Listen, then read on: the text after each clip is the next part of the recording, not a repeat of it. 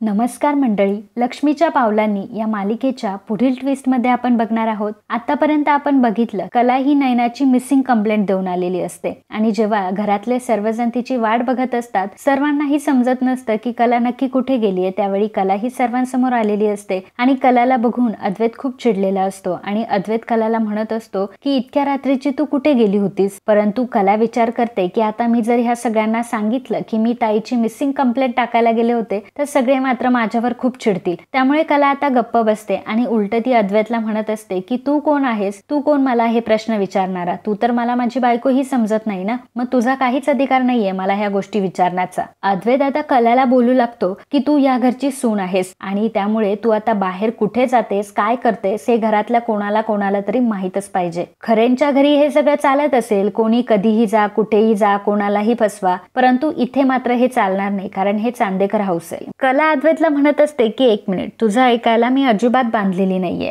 आणि तुझा काहीही संबंध नाहीये मला ह्या गोष्टी विचारण्याचा. मला काय करायचंय ना ते मी करेल, तू नको सांगूस मला. तेव्हा सरोज कलाला म्हणत असते की ए मुली, जर तू ह्या घरामध्ये राहतीयस ना तर ह्या घराचे काही कायदे कानून सुद्धा आहेत आणि ते तुलाही पाळावे लागतील, कारण आता आमच्या दुर्दैवाने तुझं नाव हे चांदेकरांसोबत जोडलं गेलंय. जे ते येत असतं कलाचा अपमान करत असतं, कलाला नाही ते बोलत असतं आणि आबा हे सर्व बघत असतात. आबा आता विचार करतात की मला काहीही करून घरातल्या सुनेला सुनेचं स्थान मिळवून द्यावं लागेल. किती दिवस कला असंच राहणार आहे, किती दिवस कला सगळ्यांचं ऐकून घेणार आहे. कलाला तिच्या मानाचं स्थान हे भेटलंच पाहिजे आणि जेव्हा कलाला मानाचं स्थान दिलं जाईल तेव्हा आणि तेव्हाच या लोकांची अक्कल ठिकाण्यावर येईल आणि तेव्हाच सरोज आणि अद्वैत दोघंही तिच्याशी इज्जतीने वागतील. त्यामुळे आता कलाचं स्थान टिकवून ठेवण्यासाठी आणि कलाला एक योग्य स्थान देण्यासाठी आबा आता प्रयत्न करणार असतात. त्यानंतर कला आणि अद्वैतचे लग्नानंतरचे आता विधी होत असतात. त्या विधीमध्ये काकण काढणं, बाशिंग सोडणं हे विधी असतात. तर कला विचार करत असते की एकदाचे हे विधी झाले ना तर मी या सगळ्यातून सुटून जाणार आहे आणि हे सगळं सोडून आहे ना मी माझ्या घरी निघून जाणार आहे. तर अद्वैत देखील ते जबरदस्तीने करत असतो. अद्वैतला तिच्यासोबत कुठलाही विधी करण्यात अजिबातही इंटरेस्ट नसतो, परंतु कला जेवढं त्या गोष्टीतून निघण्याचा प्रयत्न करत असते तितकेच आता आबा तिला त्या गोष्टीमध्ये अडकवणार असतात आणि आबांनी घेतलेला निर्णय सुद्धा कलाला मान्य करावा लागणार असतो. दोघांचीही हळद उतरलेली. आबा आता अद्वैतला म्हणतात की आता अद्वैतला ऑफिस सांभाळायला काहीही हरकत नाही, कारण आता हळद तर उतरली आहे. आणि ते अद्वैतला सांगत असतात की अद्वैत, गेली कित्येक दिवस तुझं कामावर लक्ष नाहीये, तू कामामध्ये नव्हतास, त्यामुळे आता आपल्या कंपनीला मोठं नुकसानही होऊ शकतं. राहुलही तिकडे गेलाय आणि आपल्या पेढीवरती जी आग लागली होती त्यामुळे सुद्धा आपलं भरपूर नुकसान झालंय. त्यामुळे आता तुला कामामध्ये लक्ष घालणं तर गरजेचं आहे आणि आता आपल्याला पुन्हा जोमाने तयारी करावी लागेल आणि जोमाने काम करावं लागणार आहे. तर ते अद्वैत आणि कला दोघांनाही पेढीवर जायला सांग. अद्वैत म्हणत असतो की आबा, मी हिला कशाला नेऊ आता. तर आबा म्हणत असतात की अद्वैता, तुला माहित नाहीये का, आपल्या घरातली नवीन सून जेव्हा घरामध्ये सून म्हणून येते तेव्हा ती आपल्या पेढीवर जाऊन लक्ष्मीची पूजा करते आणि या कारणासाठीच ते अद्वैतला कलाला घेऊन जायला सांगत असतात. तू हे सर्व ऐकून सरोजचं तोंड मात्र वाकडं झालेलं असतं. तर आबा घरातल्या सर्वांनाही सांगतात की तुम्ही सर्वांनी देखील पेढीवर यायचंय.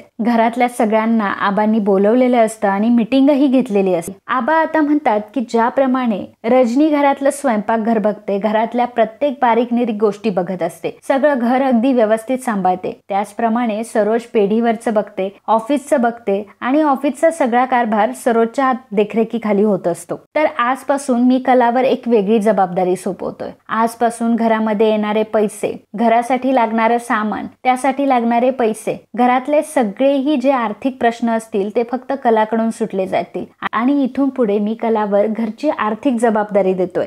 घरातला आर्थिक प्रश्न इथून पुढे कलाच सोडवेल. हे ऐकून मात्र सरोजला आता प्रचंड राग आलेला असतो आणि सरोज आबांना म्हणत असते की आबा, अहो तुमचं चाललंय काय, या मुलीला तुम्ही एवढं डोक्यावर का बसवताय आणि आता तुम्ही घरातल्या पैशांची जबाबदारी हिला देणार आहात का आणि घरातली तिजोरीची चावी तुम्ही हिला देणार आहात का. आता हिची एवढी मजल गेलीये का, ही हे सगळं सांभाळणार. आबा म्हणतात की सरोज, मी दिलाय हा निर्णय आणि तुलाही माहिती आहे की माझा निर्णय हा अंतिम असतो. सरोज म्हणत असते की हो आबा, परंतु ही मुलगी आता आपल्या घरामध्ये आली आहे आणि तुम्हाला हिचा खोटाडेपणा चांगलाच माहिती आहे आणि तरी सुद्धा तुम्ही एवढी पैशांची जबाबदारी तिच्याकडे देताय. तेव्हा आबा आता स्पष्टपणे सरोजला सांगतात की सरोज, माणसं ओळखण्यामध्ये मी कधीही कमी पडत नाही. माणसांची मला चांगलीच पारख आहे तुझ्यापेक्षा आणि तुला मला सांगण्याचे एवढे वाईट दिवस माझ्यावर तरी नाही आलेत. ही मुलगी होती जी तिचं सगळं घर सांभाळत होती, तिच्या घरासाठी कष्ट करत होती आणि पैसे कमवून तिचं सर्व घर घर तिच्यावर चालायचं. मला एका गोष्टीची खात्री आहे की कलावर जी मी जबाबदारी टाकली आहे ना, तर कला मात्र ती पुरेपूर जबाबदारी घेईल, तिची जबाबदारी पूर्ण करेल आणि मला बोलण्याचीही संधी देणार नाही. तर अद्वैत आता कलाला घेऊन पेढीवर गेलेला असतो. घरातले सर्वजण सुद्धा तिथे आलेले असतात. आता जे काही घरातले वाद असतात ते सगळे वाद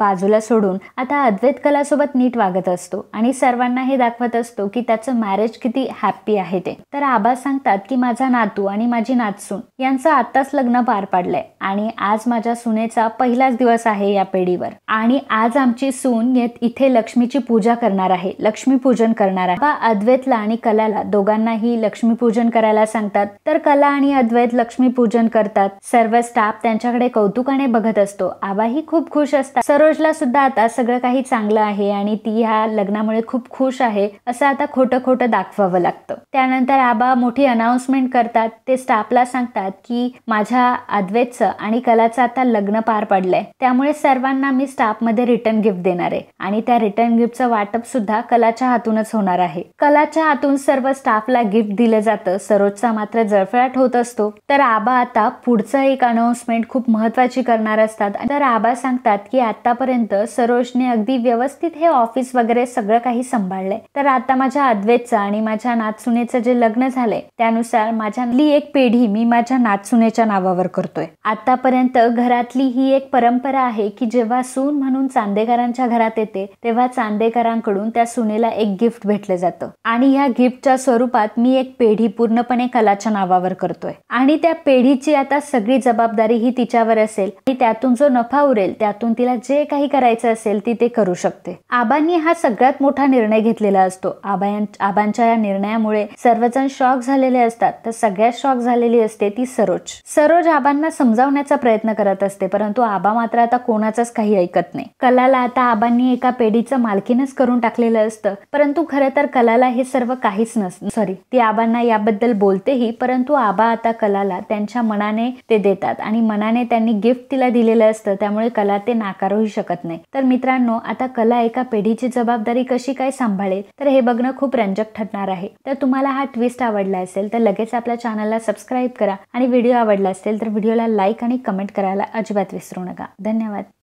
तर मंडळी, तुम्ही व्हिडिओ तर बघता परंतु चॅनलला सबस्क्राईब करत नाही. आम्हाला तुमची खूप गरज आहे आणि तुमचं एक सबस्क्राईब करणं आमच्यासाठी खूप महत्त्वाचं आहे आणि लाख मोलाचं आहे.